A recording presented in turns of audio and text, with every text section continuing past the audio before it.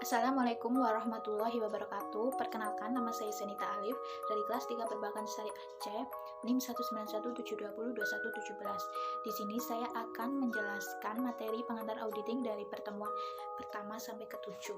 Yang pertama, standar auditing, standar umum. Yang pertama, audit harus dilaksanakan oleh seorang atau lebih yang memiliki keahlian dan pelatihan teknis yang cukup sebagai auditor. Yang kedua, dalam semua hal yang berhubungan dengan perikatan, independensi dalam sikap mental harus dipertahankan oleh auditor. Yang ketiga, dalam pelaksanaan audit dan penyusunan laporannya, auditor wajib menggunakan kemahiran profesionalnya dengan cermat dan seksama. Standar pekerjaan lapangan. Yang pertama, pekerjaan harus direncanakan sebaik-baiknya dan jika digunakan sistem harus disupervisi dengan semestinya. Yang kedua, pemahaman memadai atas pengendalian intern harus diperlukan untuk merencanakan audit dan menentukan sifat, saat, dan lingkup pengujian yang akan dilakukan. Yang ketiga, bukti audit kompeten yang cukup harus diperoleh melalui inspeksi, pengamatan, permintaan keterangan, dan konfirmasi sebagai dasar memadai untuk menyatakan pendapat atas laporan keuangan yang diaudit. Standar pelaporan.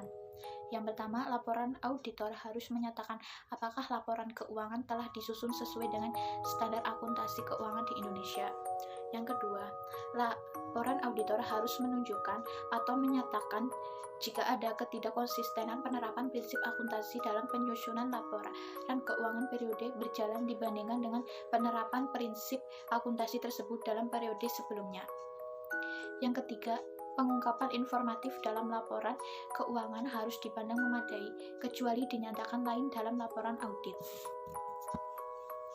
Yang keempat, laporan auditor harus memuat suatu pernyataan pendapat mengenai laporan keuangan secara keseluruhan atau suatu asersi bahwa pernyataan demikian tidak dapat diberikan. Standar umum. Standar umum, audit harus dilaksanakan oleh seorang atau lebih yang memiliki keahlian atau pelatihan teknis yang cukup sebagai auditor.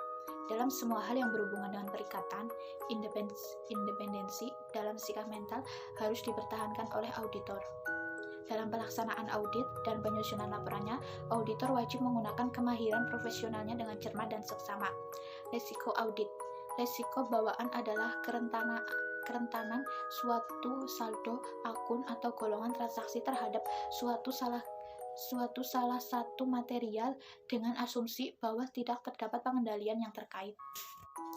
Risiko adalah saji demikian lebih besar pada saldo, akun, atau golongan transaksi tertentu dibandingkan dengan yang lain. Contohnya, satu perhitungan yang lebih rumit lebih mungkin disajikan salah jika dibandingkan dengan perhitungan yang sederhana. Yang kedua, uang tunai lebih mudah dicuri daripada persediaan batu bara. Yang ketiga, akun yang terdiri dari jumlah yang berasal dari estimasi akuntansi cenderung mengandung resiko lebih besar dibandingkan dengan akun yang sifatnya relatif rutin dan berisi data berupa fakta. Yang keempat, faktor keuangan teknologi menyebabkan produk tertentu menjadi usang atau persediaan overstate.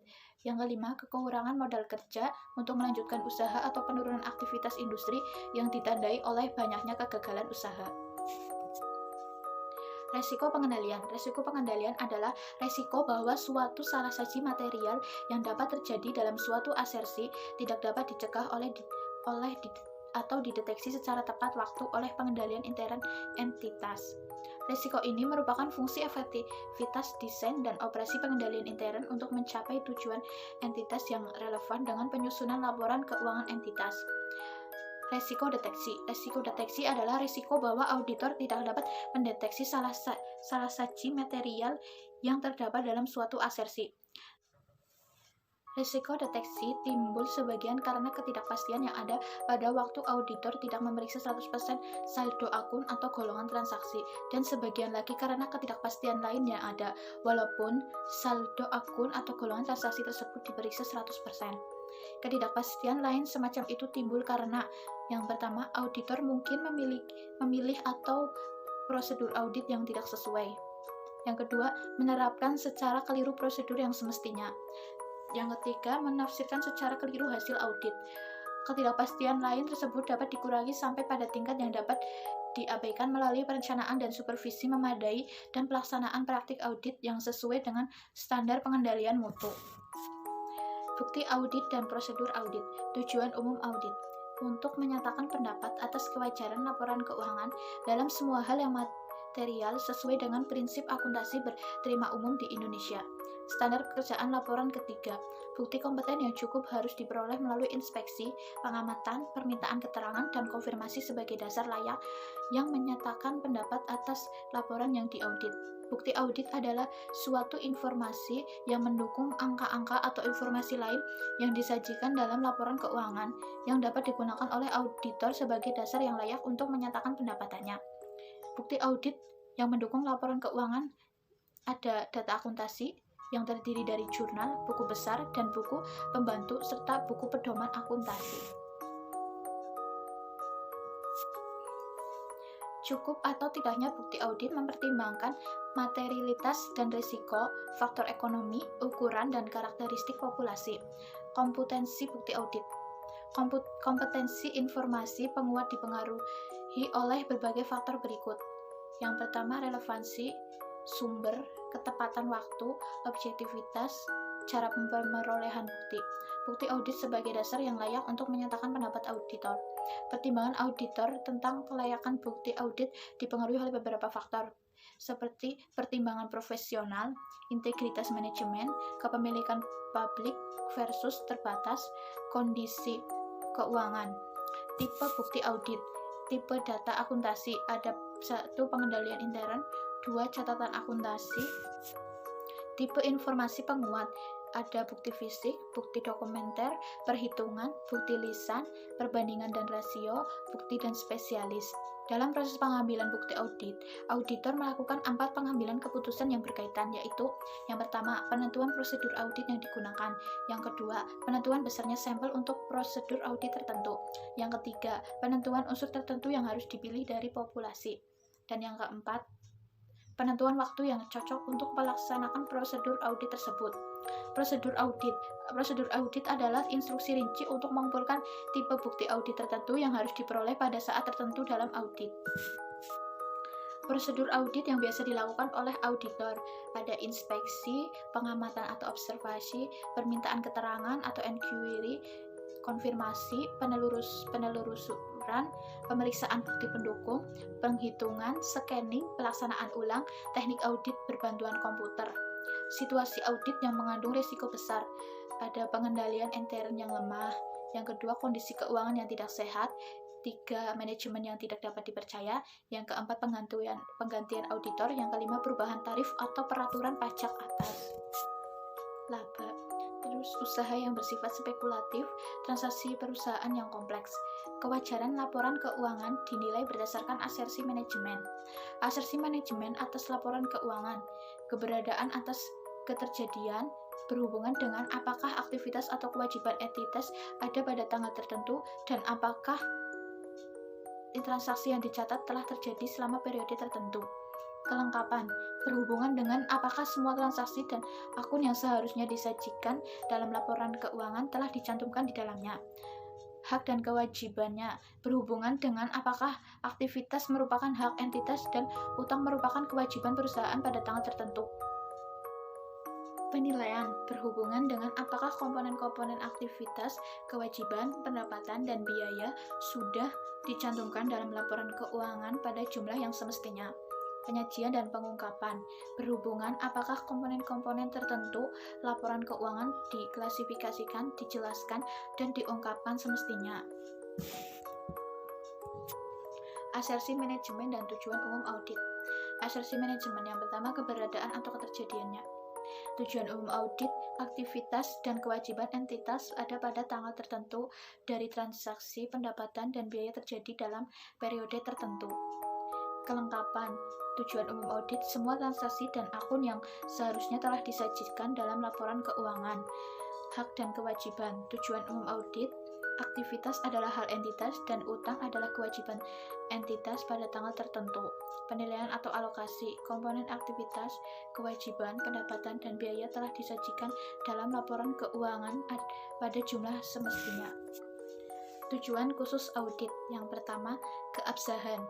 keabsahan itu apakah angka-angka yang dimasukkan dalam laporan keuangan memang seharusnya dimasukkan. Yang kedua, kelengkapan. Apakah semua angka-angka yang seharusnya dimasukkan memang diikutsertakan secara lengkap. Yang ketiga, kepemilikan. Apakah angka-angka yang dimasukkan memang menjadi hak atau kewajiban perusahaan. Yang keempat, ada penilaian. Apakah angka-angka yang dimasukkan dinilai dengan pantas. Ada klasifikasi. Apakah setiap pos telah dimasukkan dalam perkiraan yang benar dan apakah perkiraan-perkiraan tersebut telah dimuat dengan pantas dalam laporan keuangan. Pisah batas. Apakah transaksi-transaksi telah dicatat dalam periode yang tepat. Akurasi mekanis. Apakah rincian dalam saldo perkiraan sesuai dengan angka-angka dalam buku besar tambahan dijumlahkan dengan benar dan sesuai dengan jumlah dalam buku besar. Penerimaan perikatan audit. Tahap-tahap audit atas pelaporan keuangan. Pertama, penerimaan perikatan. Yang kedua, perencanaan audit. Yang ketiga, pelaksanaan pengujian audit. Yang terakhir, pelaporan audit. Tahap-tahap penerimaan perikatan audit. Yang pertama, mengevaluasi integritas manajemen. Yang kedua, mengidentifikasi kondisi khusus dan risiko luar biasa. Terus ketiga, menentukan kompetensi untuk melaksanakan audit.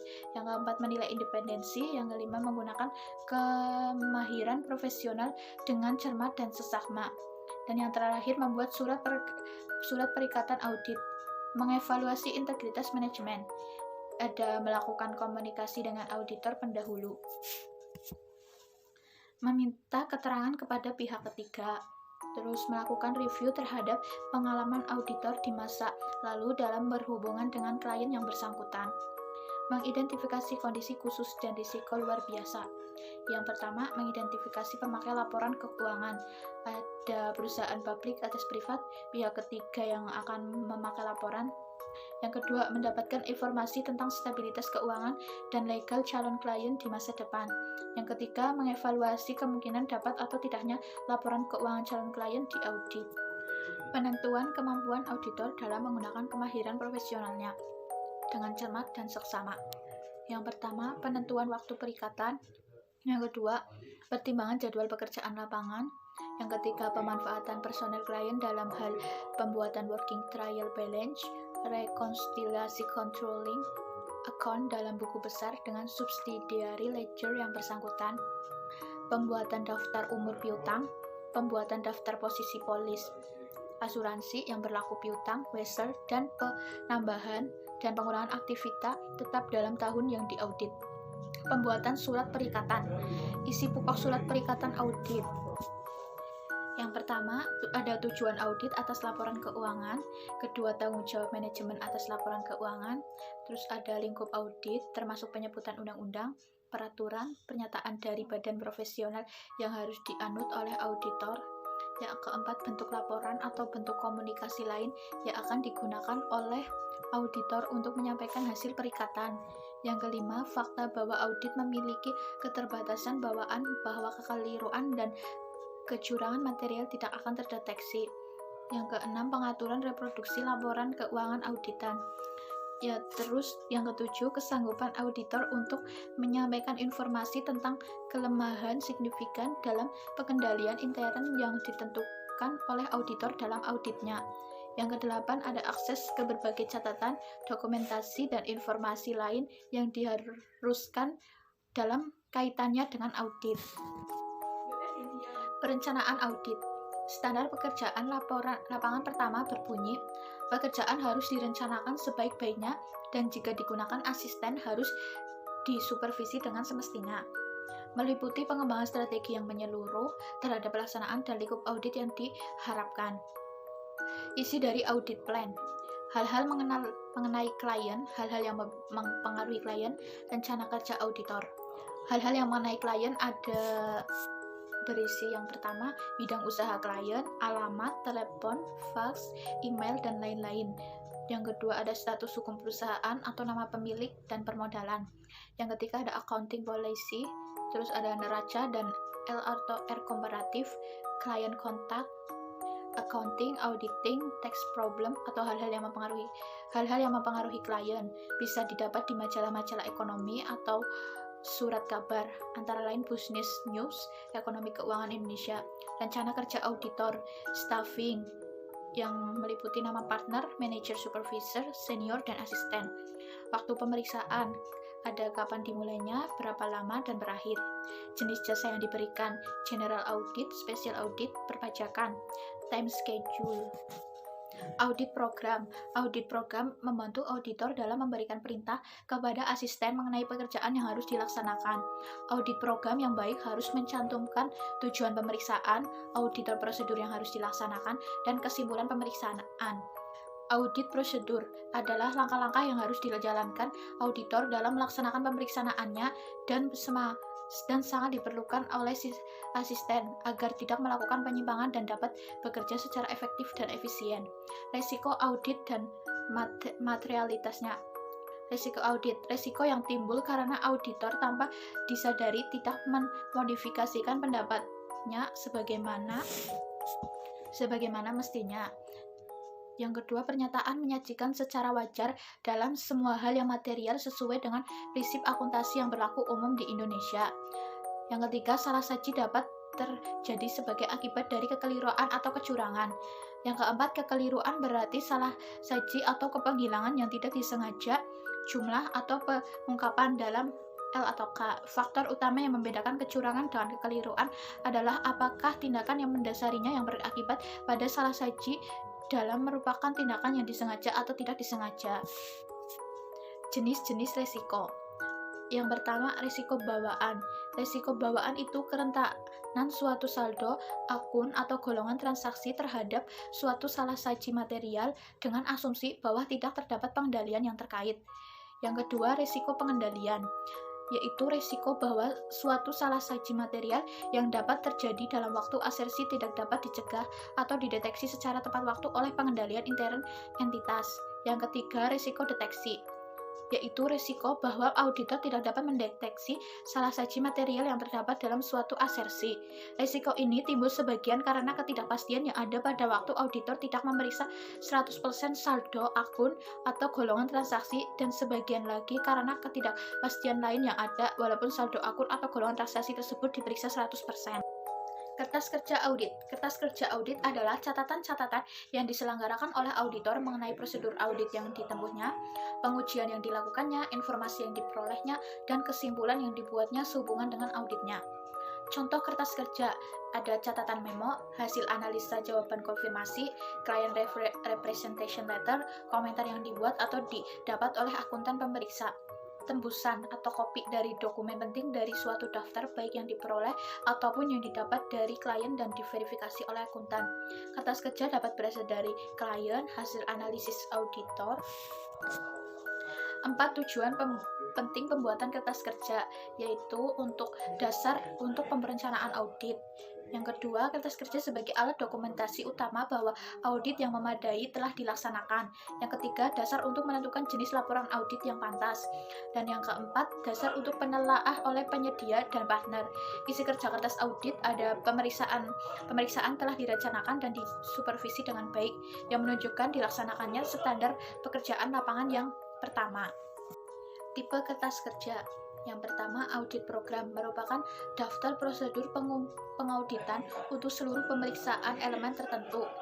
Yang kedua, working trial balance merupakan suatu daftar yang memuat saldo dari seluruh rekening buku besar pada akhir tahun yang diperiksa dari akhir tahun sebelumnya. Yang ketiga, summary of adjustment journal and trials, yaitu ringkasan ini merupakan daftar yang berisikan jurnal-jurnal koreksi yang diusulkan kepada klien yang diperoleh selama pemeriksaan berlangsung. Yang keempat, top schedule merupakan kertas kerja pemeriksaan yang digunakan untuk meringkas informasi yang dicatat dalam daftar pendukung untuk rekening-rekening yang berhubungan. Faktor-faktor yang harus diperhatikan dalam pemberian indeks kertas kerja adalah sebagai berikut. Setiap kertas kerja harus diberikan indeks, dapat di sudut atas atau di sudut bawah.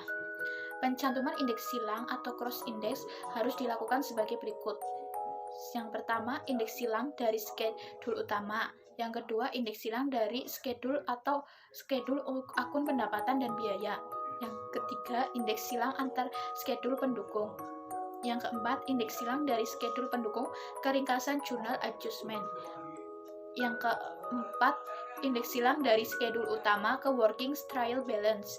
Yang kelima, indeks silang dapat digunakan pula untuk menghubungkan program audit dengan kertas kerja.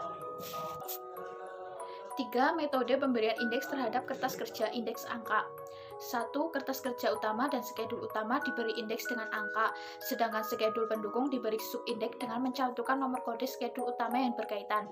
Contoh, 6 itu untuk skedul utama kas, 6 strip 1 kas di bank, 6 strip 2 konfirmasi bank, 6 strip 3 kas kecil, terus 7 skedul utama piutang usaha dan piutang wesel, 7 strip 1 piutang usaha, dan seterusnya ya. Indeks kombinasi angka dan huruf. Kertas kerja utama dan skedul utama diberi kode huruf, sedangkan skedul pendukungnya diberi kode kombinasi huruf dan angka. Contohnya itu A besar ya, skedul utama kas, A strip 1 kas dan bank, dan seterusnya. Indeks angka berurutan. Kertas kerja diberi angka yang berurutan. Contohnya skedul utama kas dan bank, konfirmasi bank, dan kas kecil. Pengarsipan dan kepemilikan kertas kerja audit. Pengarsipan kertas kerja audit, biasanya auditor menyelenggarakan dua macam arsip kertas kerja untuk setiap kliennya. Yang satu itu arsip audit tahunan untuk setiap audit yang telah selesai dilakukan, yang disebut arsip kini atau current file. Contohnya kertas kerja.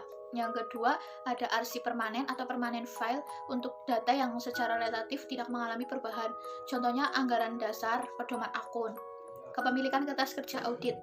Kertas kerja audit akuntan yang disusun selama pelaksanaan audit, baik yang disusun oleh auditor sendiri maupun yang disusunkan oleh klien untuk auditor, adalah milik auditor atau akuntan publik. Oleh karena itu, semua kertas kerja tersebut harus disimpan oleh auditor dengan sebaik-baiknya, dalam arti disimpan secara teratur sesuai dengan urutan yang logis.